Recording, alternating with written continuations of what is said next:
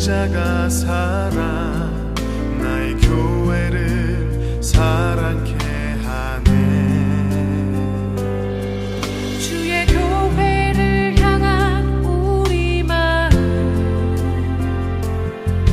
희생과 포기와 가난과 고난 하물며 죽음조차 우릴 막을 수 없네. 우리 교회는 이 땅의 희망.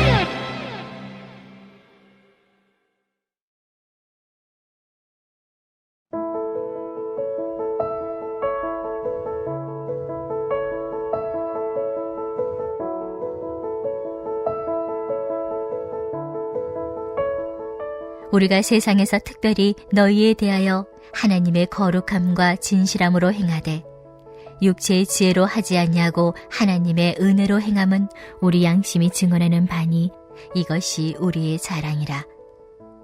오직 너희가 읽고 아는 것 외에 우리가 다른 것을 쓰지 아니하노니 너희가 완전히 알기를 내가 바라는 것은 너희가 우리를 부분적으로 알았으나 우리 주 예수의 날에는 너희가 우리의 자랑이 되고 우리가 너희의 자랑이 되는 그것이라.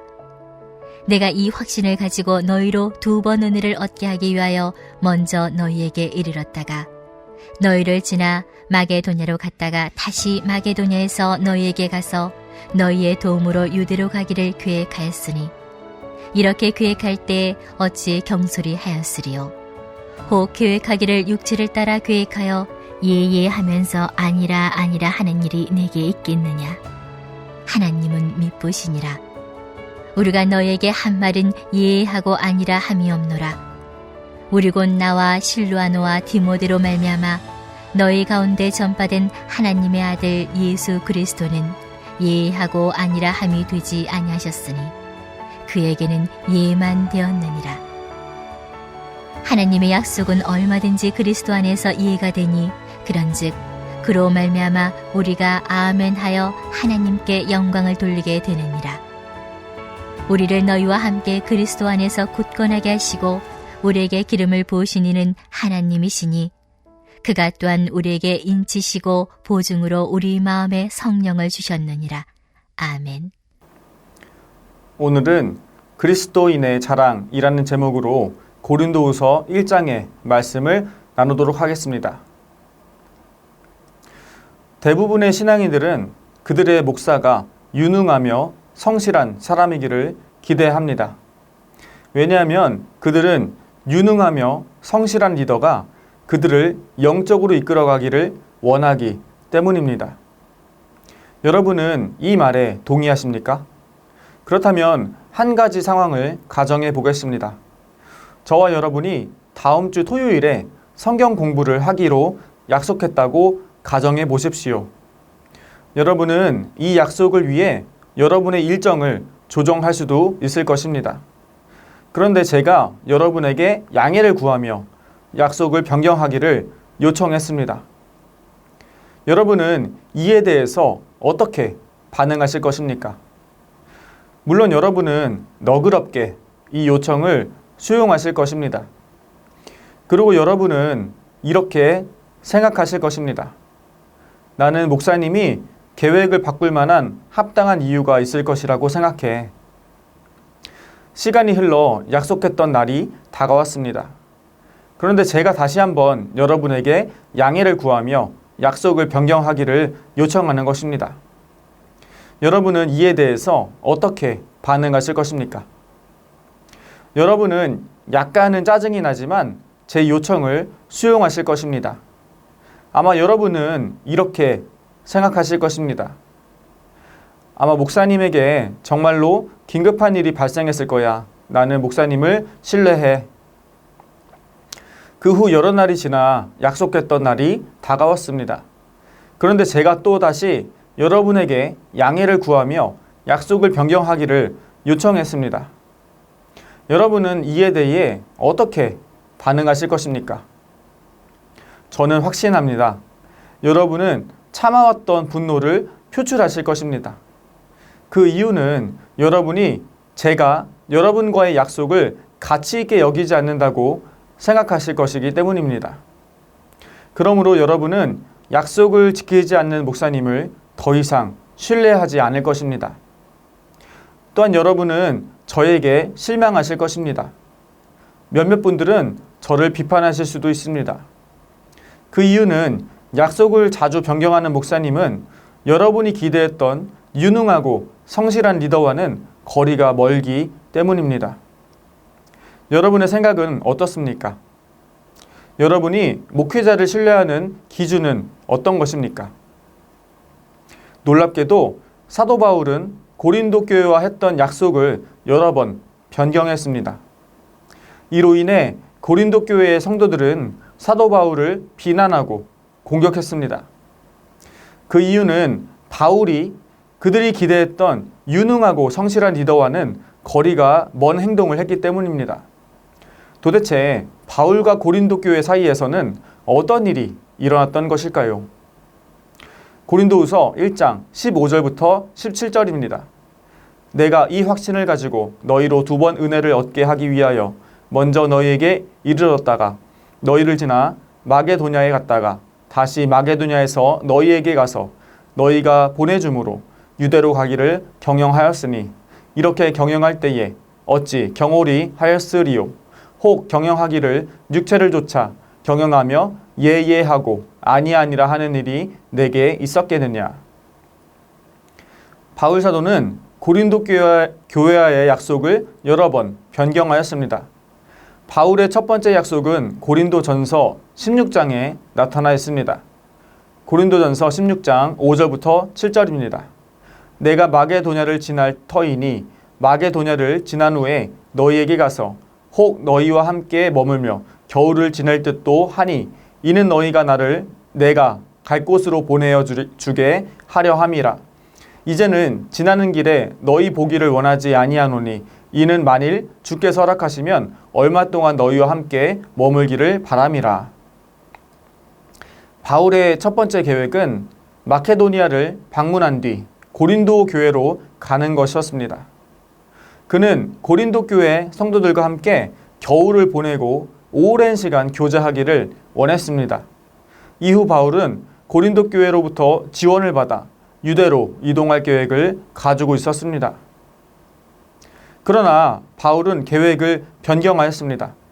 그의 첫 번째 계획은 마케도니아를 방문한 뒤 고린도 교회로 가는 것이었습니다. 그러나 그는 계획을 바꾸어 마케도니아를 가기 전에 고린도 교회를 방문하겠다고 말했습니다. 그리고 그는 마케도니아를 다녀온 이후에 한 번 더 고린도 교회를 방문하겠다고 말했습니다. 바울이 첫 번째 계획을 변경했던 이유는 무엇이었을까요? 바울은 고린도 교회를 2번 방문함으로써 그들에게 영적인 유익을 2배로 제공하고 싶었습니다. 이후 바울은 두 번째 계획에 따라 마케도니아로 가기 전에 고린도 교회를 방문했습니다. 고린도 교회는 바울이 마케도니아로 떠난 이후에 바울의 두 번째 방문을 기대했습니다. 그러나 바울은 또다시 그의 두 번째 계획을 변경하였습니다. 그는 약속했던 두 번째 방문을 하지 않고 대신에 고린도 교회에 하나의 편지를 보냈습니다. 여러 번 약속을 변경했던 바울의 행동에 대해 고린도 교회는 어떻게 반응했을까요? 바울의 편지에는 고린도 교회를 방문하지 않겠다라는 내용이 적혀 있었습니다. 고린도 교회 내부에는 바울을 대적하는 몇몇의 사람들이 있었습니다.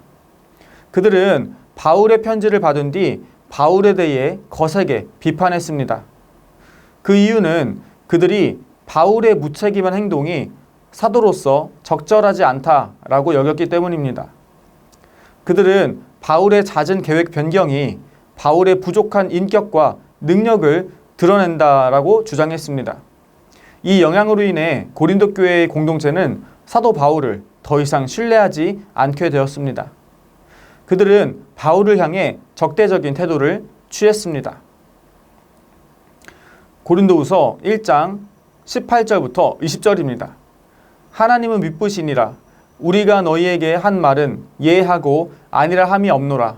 우리 곧 나와 실루아노와 디모데로 말미암아 너희 가운데 전파된 하나님의 아들 예수 그리스도는 예하고 아니라 함이 되지 아니하였으니 저에게는 예만 되었느니라.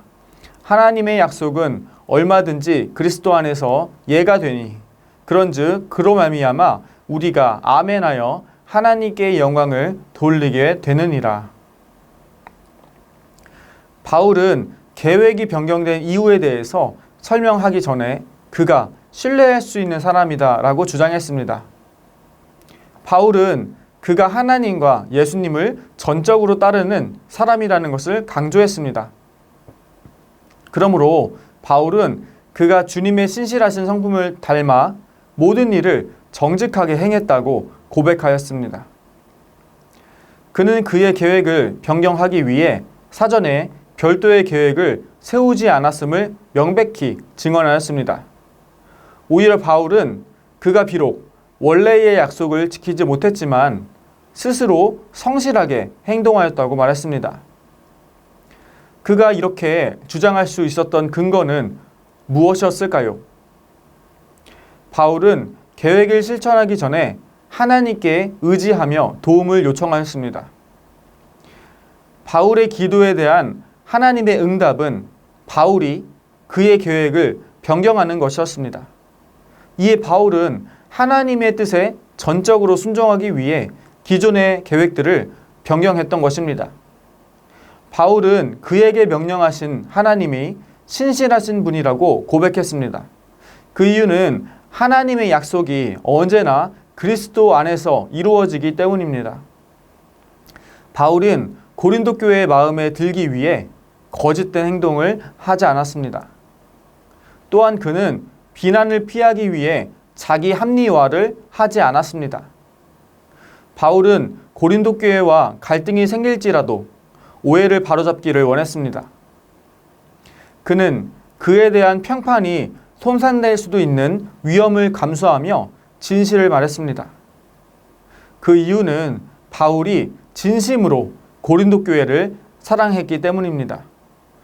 바울은 그와 고린도 교회 사이에서 일어난 갈등이 해결되지 않는다면 사단만 이익을 얻을 것이라고 말했습니다. 고린도후서 1장 21절부터 22절입니다.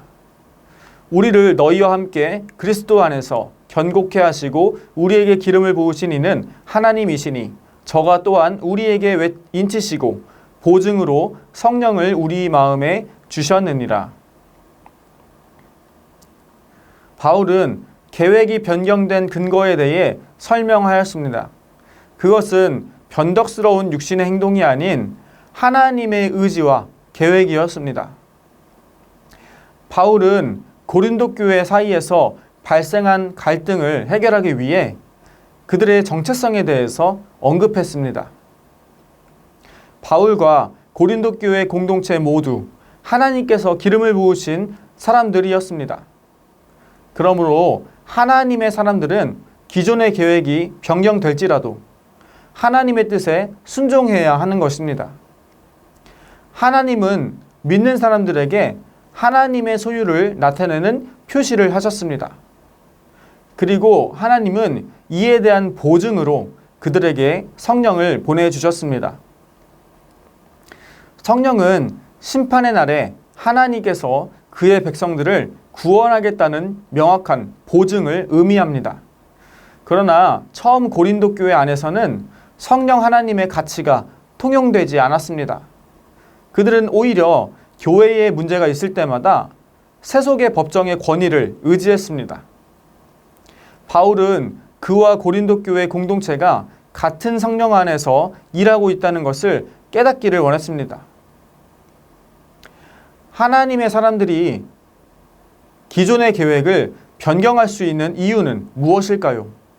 그 이유는 그들이 영적으로 민감하기 때문입니다. 그래서 그들은 하나님의 명령을 듣고 즉시 순종할 수 있는 것입니다. 이러한 예는 창세기에 나타나 있습니다. 창세기 22장 9절부터 12절입니다. 하나님이 그에게 일러주신 곳에 이른지라 이에 아브라함이 그곳에 제단을 쌓고 나무를 버려놓고 그의 아들 이삭을 결박하여 제단 나무 위에 놓고 손을 내밀어 칼을 잡고 그 아들을 잡으려 하니 여호와의 사자가 하늘에서부터 그를 불러 이르시되 아브라함아 아브라함아 하시는지라 아브라함이 이르되 내가 여기 있나이다 하매 사자가 이르시되 그 아이에게 내 손을 대지 말라 그에게 아무 일도 하지 말라 내가 내 아들 내 독자까지도 내게 아끼지 아니하였으니 내가 이제야 네가 하나님을 경외하는 줄을 아노라. 아브라함은 하나님의 명령에 순종했습니다. 그래서 그는 그의 아들을 하나님께 제물로 바치려고 하였습니다. 그러나 그 순간 여호와의 사자가 그의 계획을 바꾸라고 명령하였습니다. 만약 아브라함이 영적으로 민감하지 않았다면 그의 아들은 죽었을 것입니다. 만약 아브라함이 기존의 계획을 변경하지 않았다면 그 역시 그의 아들은 죽었을 것입니다. 아브라함은 하나님의 명령에 즉시 순종하였고 그 결과는 그와 그의 아들에게 유익이 되었습니다. 하나님의 말씀에 순종하는 것이 원래의 계획을 지키는 것보다 더욱 중요합니다. 고린도후서 1장 12절부터 14절입니다.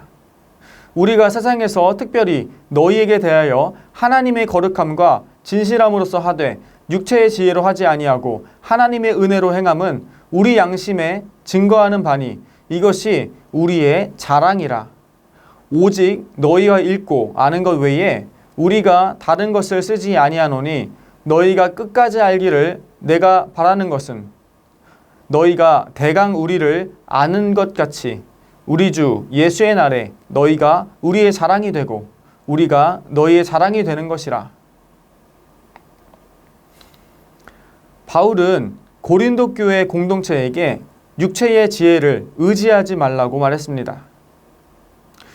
육체의 지혜로 사는 것은 하나님을 의식하지 않는 삶을 의미합니다.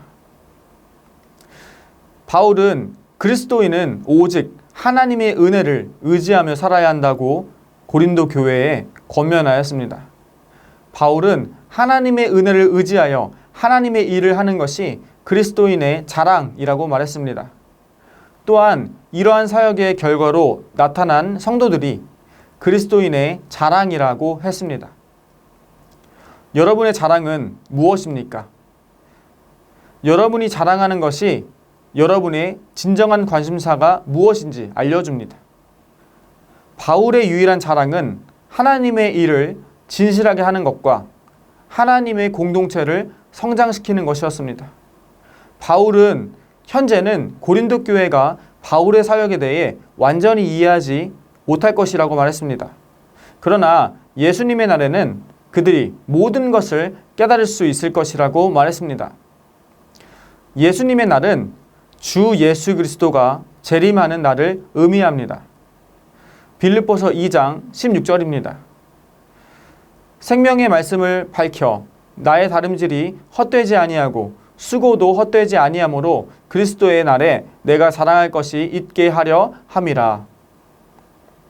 심판의 날에 우리에게 남은 유일한 자랑은 무엇일까요?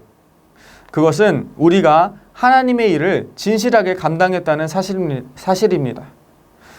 또한 그것은 우리가 하나님의 공동체를 사랑하며 교회를 성장시켰다는 사실입니다. 우리 모두가 예수님의 날에 서로에게 자랑스러운 그리스도인 되시기를 주님의 이름으로 소망합니다. 우리 함께 이 시간 기도하기 원합니다. 첫째로 오늘 나눈 고린도후서 1장의 말씀처럼 교회 공동체와 다음 세대를 위한 기도와 헌신이 우리의 자랑이 되도록 함께 기도하시겠습니다. 둘째로 해외 선교사님들과 농촌교회, 개척교회 목사님들의 영육 간의 강건함을 위해 기도하시겠습니다. 마지막으로 다음 세대를 위한 성전 건축이 주님의 인도하신 가운데 아름답게 이루어질 수 있도록 우리 함께 마음을 모아 기도하시겠습니다.